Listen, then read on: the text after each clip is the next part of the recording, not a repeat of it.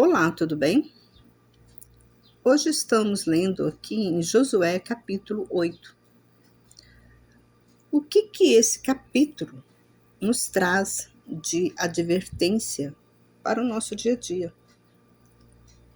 Aqui nós vemos que Deus, quando ele recolheu Moisés, ele colocou no lugar de Moisés Josué.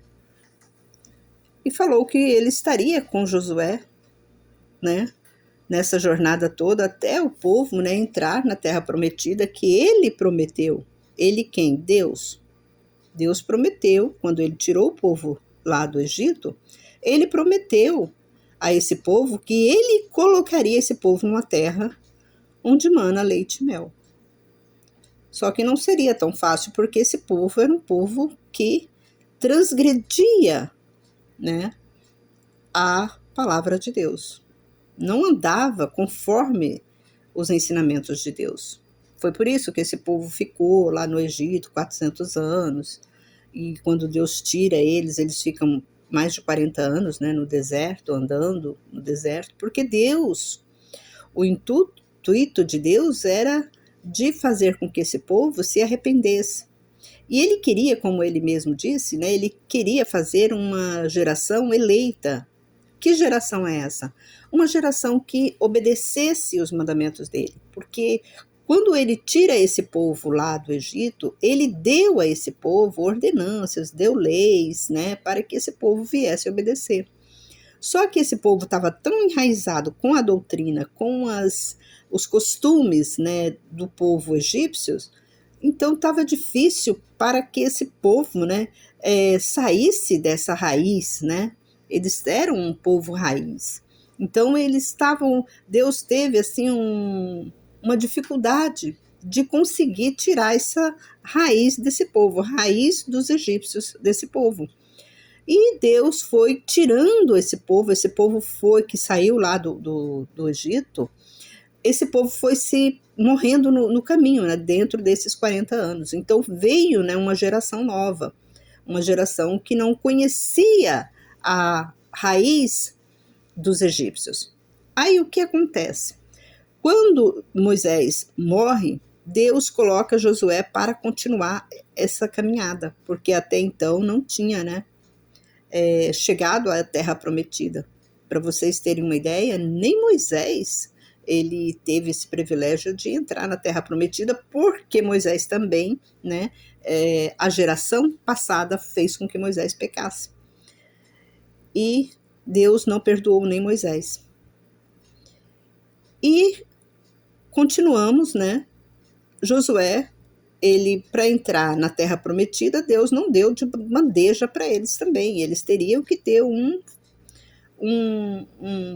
trabalho para chegar até nessa terra, né? Era uma terra muito boa, que plantava, tudo dava, enfim. Deus pega, né? Fala para Josué que ele iria destruir a cidade de Ai. Ele ensina Josué como que Josué iria invadir a cidade de Ai. E fala para Josué, olha Josué, você vai fazer assim, assim, e quando vocês entrarem na cidade, vocês não vão pegar nada dela, vocês vão matar todos, todas as crianças, jovens, mulheres, homens, tudo vocês vão matar. Vocês só pegam os despojos, que é os gados, né, que serviria para eles como alimento, como trabalho, né, como a recompensa. E assim fez. Josué foi com o exército, né, conseguiu entrar lá, destruiu tudo e entrou na cidade.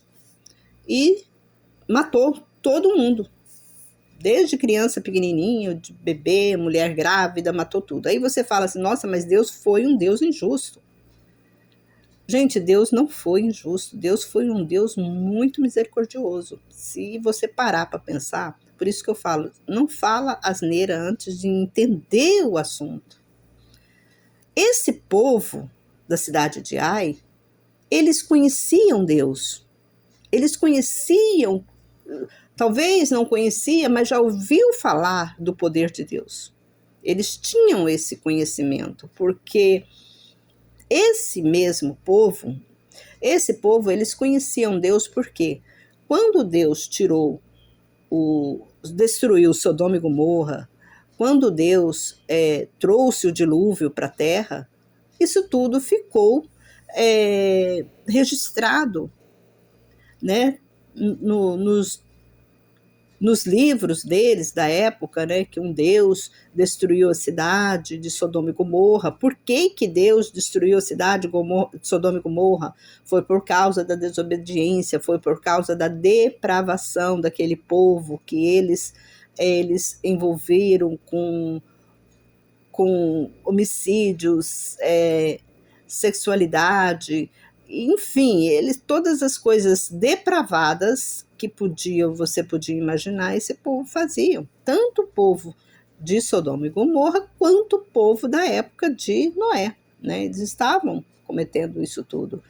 E Deus, ele traz esse povo, ele queria ele escolheu um povo para obedecer ele.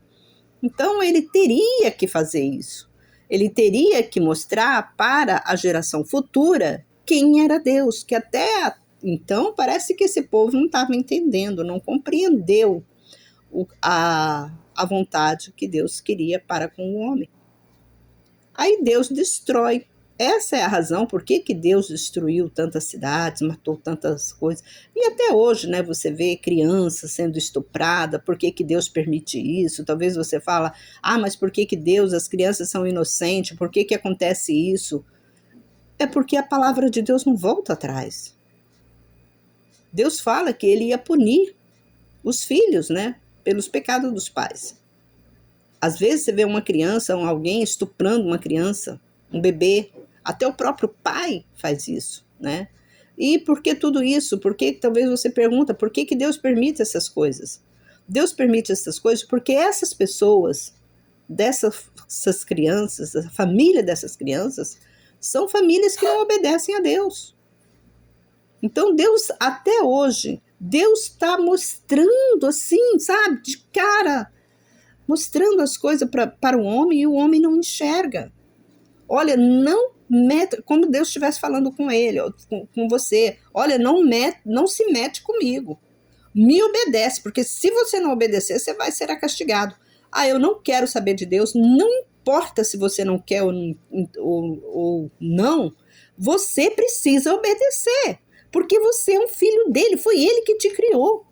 Então não importa se você crê ou não, se você segue ou não, você vai ser. Se você não está no caminho dele, meu amigo, você vai ser amaldiçoado por ele.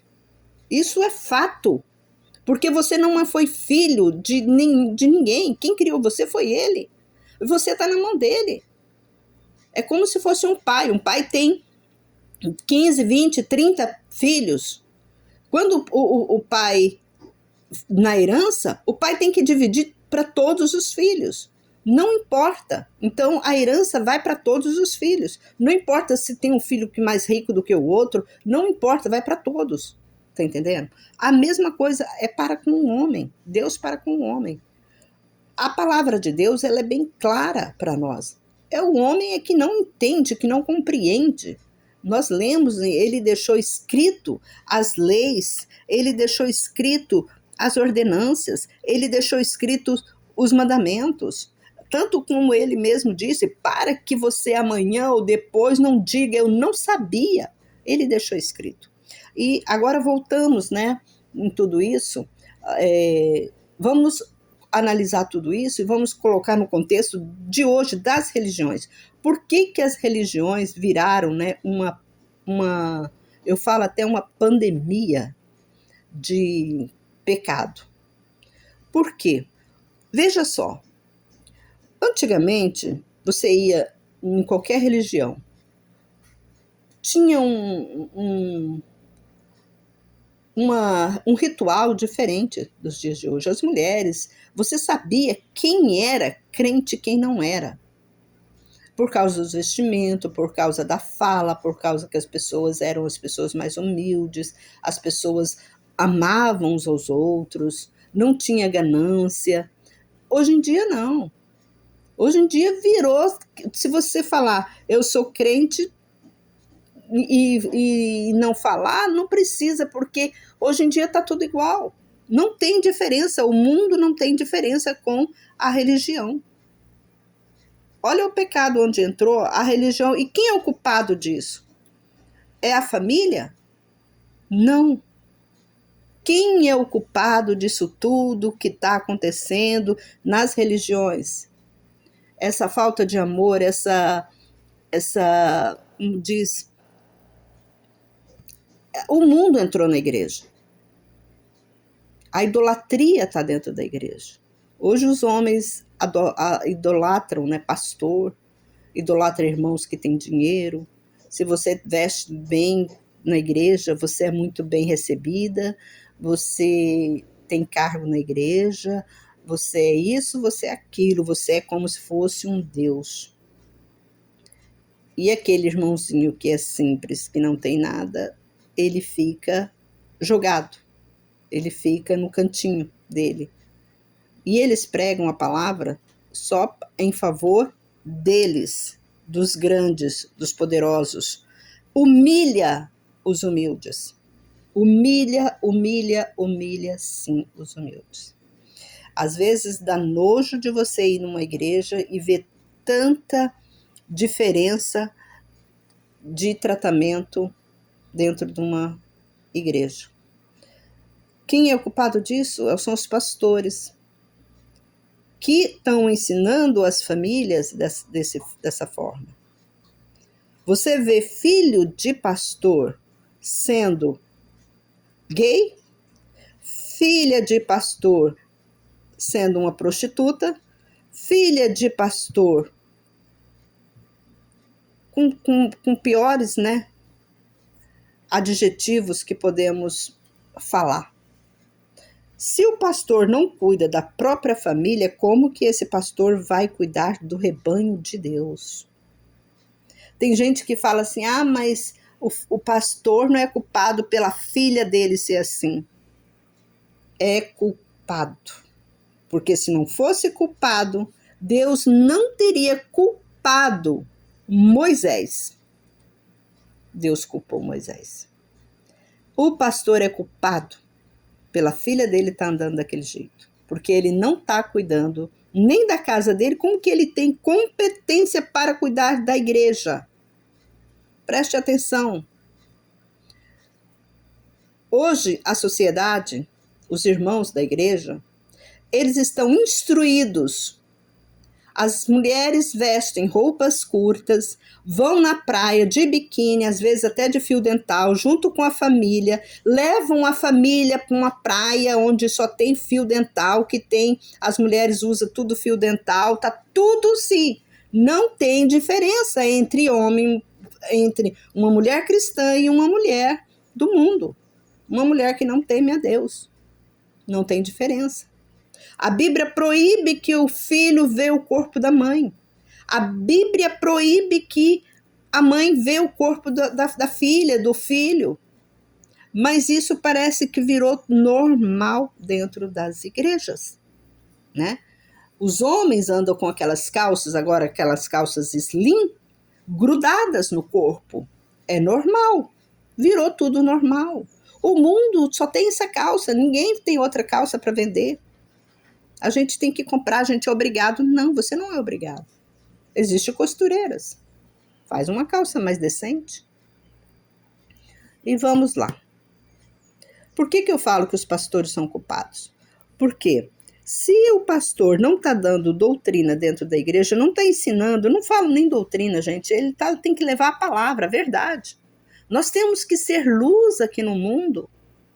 Como que você vai esconder uma lâmpada debaixo da sua cama, como a Bíblia fala? Nós temos que ser luzes e não trevas.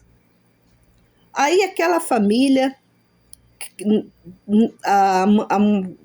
a filha casa,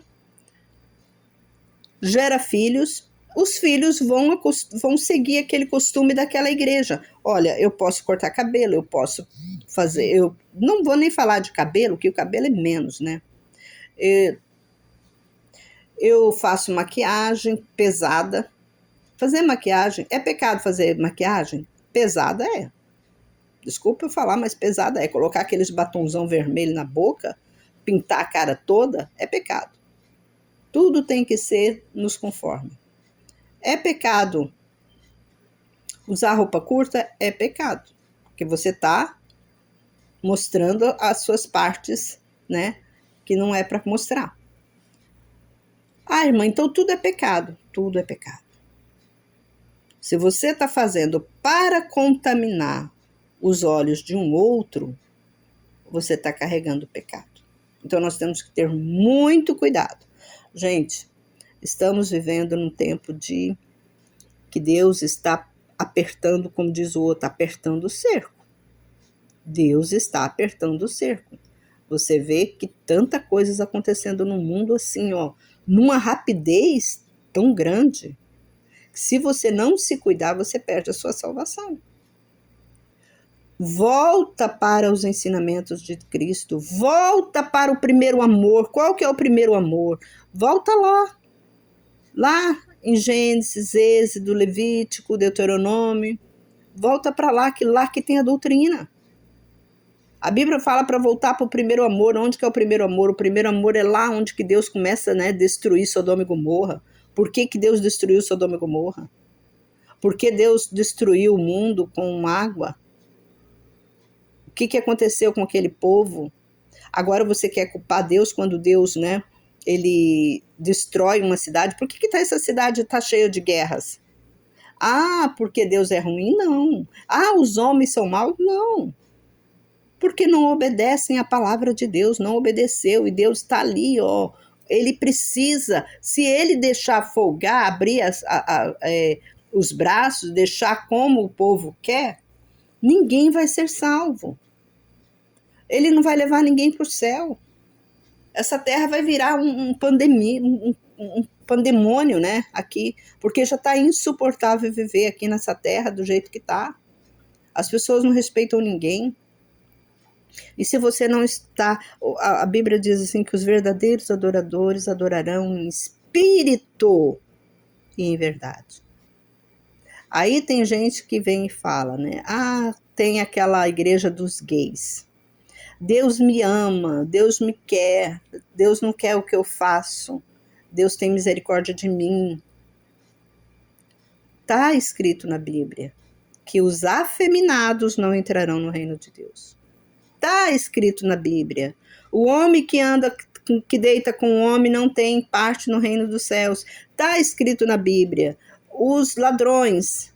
Está escrito na Bíblia. Os feiticeiros.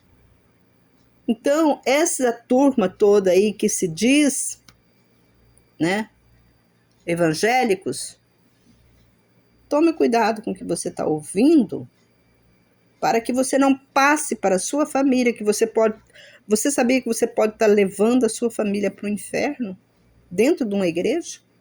Você pode estar levando a sua família toda, você e sua família toda está entrando no caldeirão do inferno. Mas se você andar e obedecer à palavra de Deus, Deus estará contigo. Deus fará o que ele falou em Deuteronômio 28. Ele te dará bênção sem medidas. A bênção de Deus não é encher sua casa de ouro. A bênção de Deus é você ter uma vida tranquila, sem preocupar com nada, sem preocupar com o dia da manhã. Você ter as coisas tudo dentro da sua casa. Fazer como ele fez com o povo lá do Egito, quando saiu, no último dia que ele saiu, o povo saiu do Egito, todos os povos despojaram dos seus bens e deram para o povo israelita. A Bíblia fala que Deus ia tomar do ímpio para dar para o justo. Mas se você não obedece, até o que você tem, Deus tira. Essa é a palavra, gente. É o que nós temos que apegar nela. Deus é fiel. Ele não muda. Nós não estamos tratando com a pessoa que hoje ele mudou de ideia, hoje ele só vai gostar dos gays. Não, hoje Deus só vai gostar das prostitutas. Não, Deus não gosta de pessoas justas, Deus só gosta de pessoas prostitutas. Não, Deus não muda. Deus quer homem santo, ele mesmo disse, eu sou santo. Sede santo. Ele quer gente santa, purificada, que anda na presença dele. E para você conhecer quem é Deus e como que Deus quer que nós andemos na presença dele, é necessário que você tenha conhecimento da palavra dele. É necessário que você leia a Bíblia. Como ele mesmo disse, a palavra dele não está longe, a palavra dele não é vendida. Ele não vende a palavra, como que eu vou conseguir a palavra a perfeita de Deus? Como que eu vou conseguir? Eu sou pobre, eu não tenho dinheiro. Não, está nas nossas mãos. A palavra de Deus está na mão de todo mundo. É só você ler e obedecer. Tanto que ele mesmo disse, obediência quero e não sacrifício. É só obedecer a palavra dele. Você não precisa ficar, eu vou querer isso, eu vou pedir para Deus, eu quero um carro, eu vou orar e jejuar, pedir para Deus um carro. Se você está obedecendo a palavra de Deus, você não precisa jejuar. Você não precisa. Tá entendendo? Você não precisa sacrificar nada. Porque se você está obedecendo, ele vai ver que você precisa. Ele supre todas as nossas necessidades. Ele sabe do que nós precisamos. Ele sabe o que nós vamos precisar e do que nós precisamos. Ele sabe. Então, a nossa parte é só obedecer. Tá aí a prova, né? Ai foi destruída. E nós temos, se você for pegar a Bíblia, ler, tem milhares e milhares de testemunho das pessoas que não andaram na presença de Deus e realmente foram castigadas. Então é isso aí, gente. Obedece quem tem juízo. E você, pastor, que só pensa na ganância, encher o seu bolso de dinheiro, olha, veja o que você está fazendo para uma geração futura. Vê o que você está ensinando na sua igreja para uma geração futura, porque tudo que eles aprendem, porque o povo é muito, muito simples, tudo que eles aprendem aí na sua igreja, com você, eles passam para os filhos. Eles vão passando para os filhos. E você que é membro de alguma igreja, preste atenção no que o seu pastor está fazendo. É dever seu prestar atenção. Se não está de acordo com a palavra de Deus, saia dessa religião. Saia desse lugar, porque esse lugar não é o lugar que você deve ficar. Fica aí a dica, meus irmãos. Abre os olhos e ensina os seus filhos. A Bíblia fala, ensina os seus filhos no caminho que deve andar. Quando ele crescer, ele não vai desviar dele. Por quê? Porque você ensinou, você colocou um alicerce bem alicerçado, foi com como fala, você colocou ali, você fez um alicerce muito bem fundamentado para os seus filhos. Seus filhos vão crescer, eles vão crescer, vão ficar com aquilo na mente deles, vão ensinar para os filhos deles e para outras gerações. E que Deus abençoe a todos nós, em nome de Jesus.